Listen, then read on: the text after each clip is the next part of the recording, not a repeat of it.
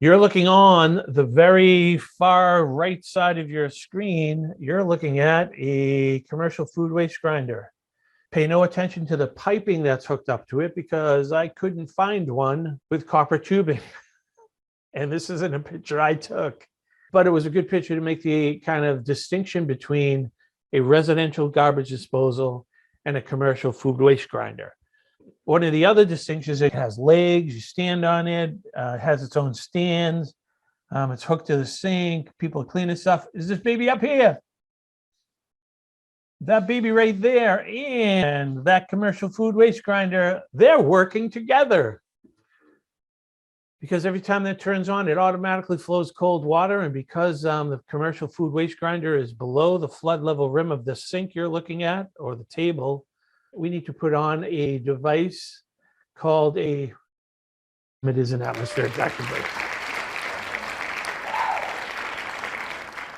Just the shadow, just the outline, you should know what it is. Food waste grinders, there's one. Commercial cooking, commercial kitchen. Not the same thing as a garbage disposal. Even though your code book and the way they're always worded makes it seem like they're one and the same. There's a residential one right there in front of you. There's the commercial one right there in front of you. There's the residential one right there. Very much different, except we have our favorite inspector gadget kind of dude, and we have pass or fail.